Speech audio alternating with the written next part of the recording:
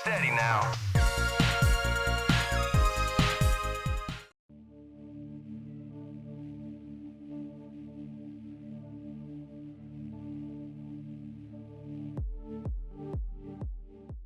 A spin-off of PC adventure game Undercover Operation Windsun, Dual Motives would see developer Sproing attempting to translate this point-and-click to the Nintendo DS.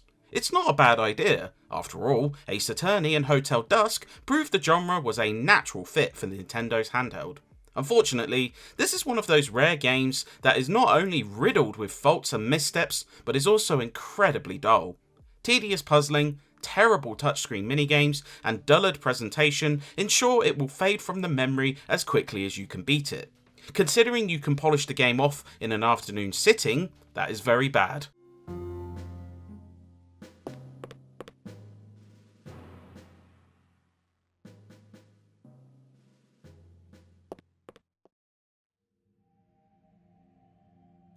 Professor John Russell, a German scientist working in 1930s England, is researching physics alongside several other professors studying in different fields. However, Russell becomes the centre of an investigation, as MI6 look to determine who is leaking information to the Germans, with someone setting up Russell in the background.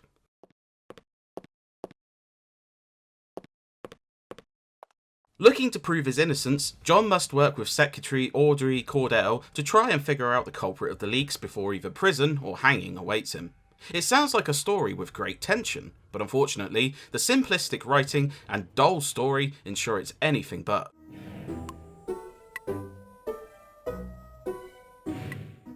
Worse is the characterization, with some of the most paper-thin personalities you'll meet in an adventure game. Russell is a bland protagonist, and there's little chemistry between him and Audrey. It's rather poor.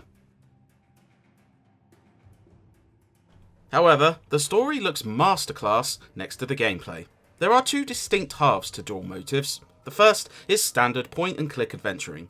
Controlling both John and Audrey, you must navigate a handful of screens while collecting key items that can be used to open a new path or solve a problem.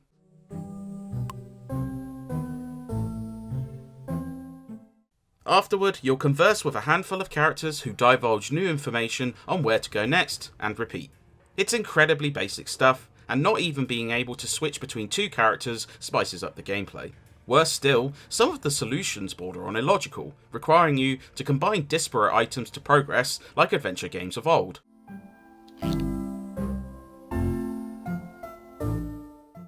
Other quirks, like separate inventories requiring you to manually pass items between characters, and glacial movement speed, ensure it's a boring experience.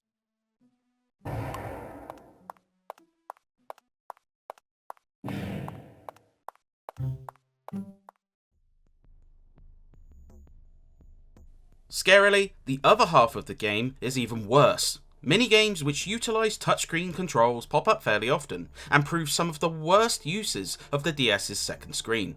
The most common is a lock-picking minigame, where you must adjust your wire to match the locks with a red line, and it is painful every single time.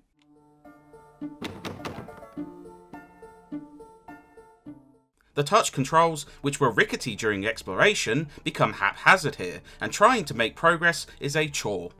Other minigames include a shallow game of darts, blowing into your DS mic to shoot spitballs at another scientist, and picking a lock while using auditory clues to change direction.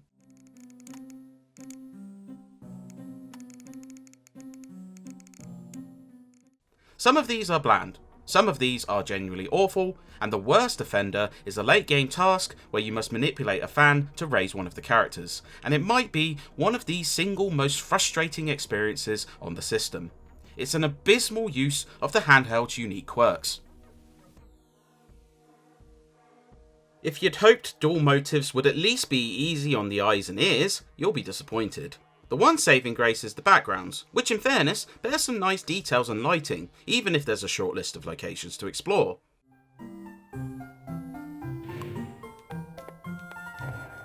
Sadly, the characters were not so lucky, as during gameplay they resemble sculpted clay, and during moments of dialogue, the stills look uncanny bad, with each character bearing one or two expressions and no animations.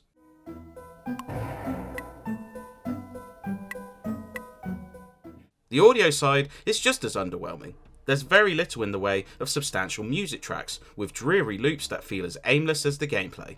The lack of voice work is perhaps understandable, but the short, rote dialogue feel closer to bullet points than narrative prose. Elements like ambience and sound effects are scarce, making for a dreary time.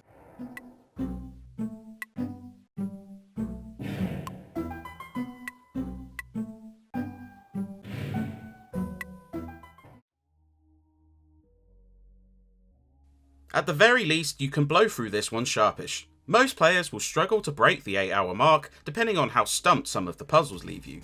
There are no unlockables, and the linear gameplay offers no real incentive to return.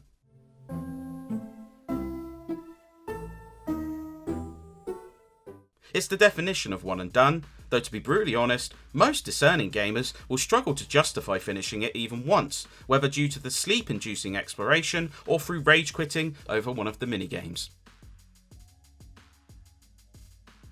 Undercover-Dual-Motives is a woeful adventure game, a tediously bland experience that is utterly unmemorable.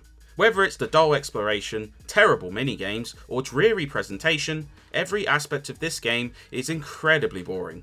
There's not even the prospect of some morbid appeal here, because the sleepy story doesn't induce laughs or emotion of any kind.